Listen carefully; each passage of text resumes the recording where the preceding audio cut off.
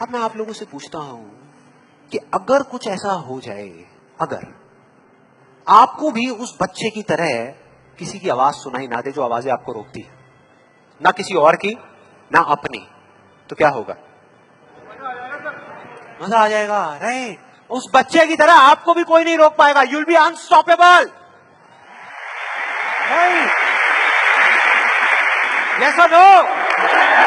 Yes or no? Yes or no? Theoretically तो ये बात बहुत अच्छी लग रही है सुनने में, लेकिन अगर हम प्रैक्टिकली देखें तो सिर्फ यस बोलने से काम नहीं चलने वाला. ये आप सबको भी पता है और मुझे भी पता है. ये जो अनस्टॉपेबल बनने वाला काम है, उसके लिए क्या करना पड़ेगा? 2 दीवारें तोड़नी पड़ेगी. 2 दीवारें. पहली बनी है दूसरों की आवाज की, कि आपके ऊपर दूसरों की आवाजों का असर होना बंद हो जाए, और दूसरी आपकी खुद की आवाज. ये ज्यादा बड़ी दीवार है. तो अब देखते हैं कि इस पहली दीवार को कैसे तोड़ना है. उस कहानी में उस बच्चे के आसपास में कोई नहीं था उसको रोकने वाला. लेकिन क्या रियल लाइफ में ऐसा होता है? यस और नो? नो. क्या होता है कि हम एक काम करने की सोचते हैं, करना शुरू भी नहीं करते, सिर्फ सोचते हैं कि हमको ये काम करना है, और सामने से 4 लोग आ जाते हैं रोकने के लिए. 4 लोग आ जाते हैं तरह तरह की बातें करने के लिए कि ये नहीं हो सकता. अरे बड़ा इम्प्रैक्टिकल सा आइडिया है. जब कोई नहीं कर पाया तो तू क्या करेगा?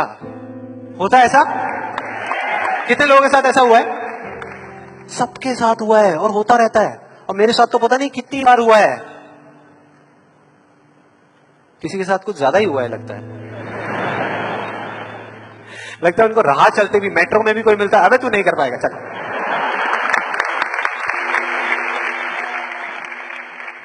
तो अब सवाल ये उठता है कि ऐसे में हम क्या करें? ऐसे में जो ऐसी बातें आपको बोल रहे हैं, ना तो आप उनका मुंह बंद कर सकते हो, ना अपने कान बंद कर सकते हो, क्योंकि वो लोग कोई राह चलते लोग नहीं होते, वो आपके अपने होते हैं.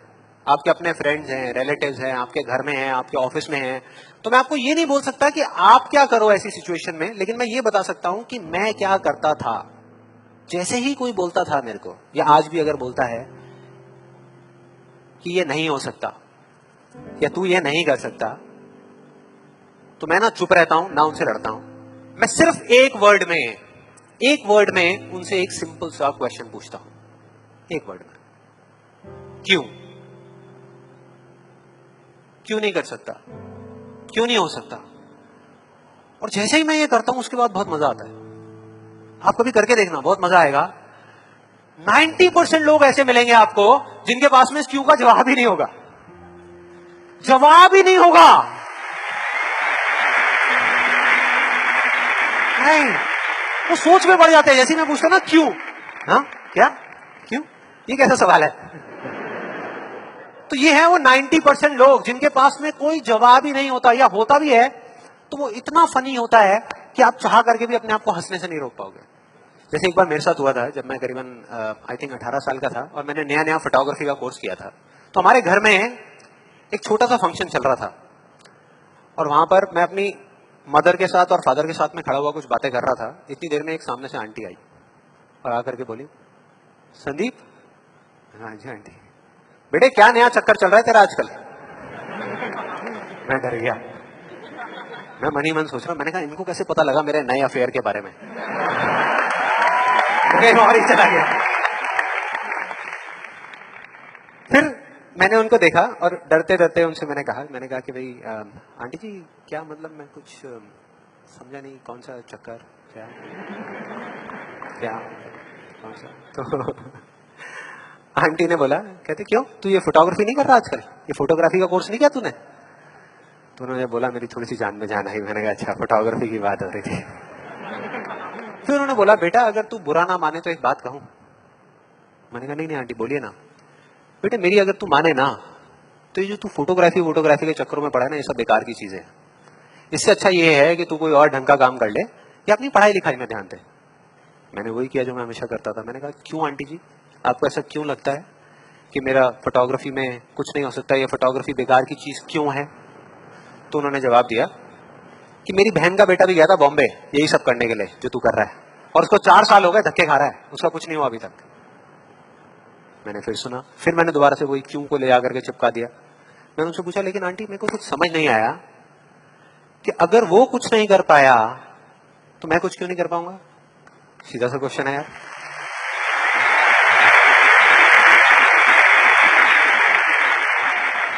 तो थोड़ी सी इरिटेट हो गई, लेकिन उसके बाद जो उन्होंने बोला उस दिन मेरा कम से कम 10 किलो खून बढ़ गया होगा हंसते हंसते। उन्होंने गुस्से से मेरे से पूछा, कहते तेरे कितने परसेंट आए थे 12th में।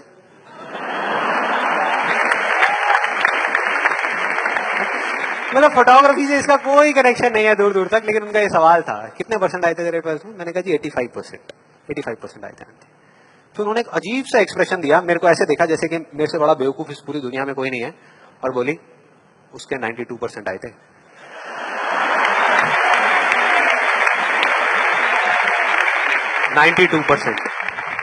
अब बोल।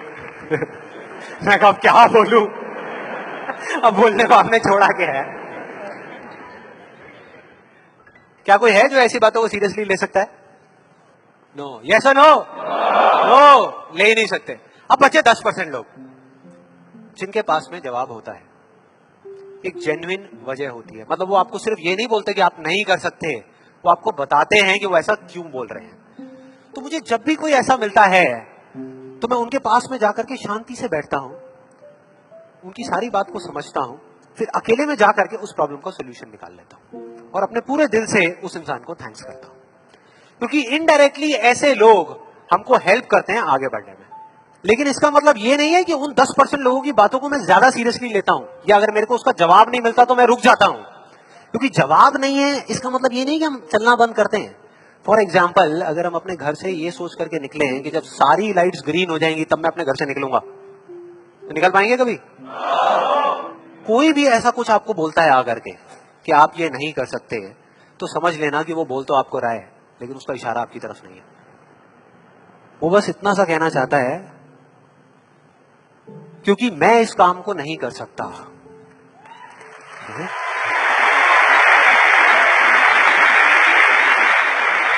वो बस इतना सा कहना चाहता है क्योंकि मैं इस काम को नहीं कर सकता, या मुझे नहीं पता कि इस काम को कैसे करना है, इसलिए मुझे लगता है कि इस पूरी दुनिया में कोई भी नहीं कर सकता।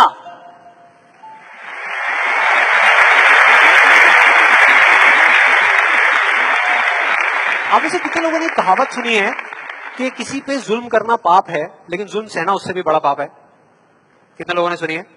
ऑलमोस्ट सबने सुनी है। बिल्कुल इसी तरह से कोई इंसान अगर जिंदगी में कुछ करना चाहता है ना, या कुछ बनना चाहता है, तो उसको जा करके ये बोलना कि तू ये नहीं कर सकता, उसकी हिम्मत को तोड़ना, उसकी उम्मीद को तोड़ना एक बहुत बड़ा पाप है। क्योंकि कई बार कुछ लोगों के पास में सिर्फ एक उम्मीद होती है और कुछ भी नहीं, लेकिन वहीं दूसरी तरफ किसी को इतना हक देना कि वो आ करके आपके सामने खड़ा हो जाए और आपको कुछ भी बोलता रहे, आपकी उम्मीद को तोड़ दे, आपकी हिम्मत को तोड़ दे, और आप चुपचाप खड़े खड़े उसको देखते रहो, कुछ भी ना कहो, कुछ भी ना करो, ये उससे भी बड़ा पाप है।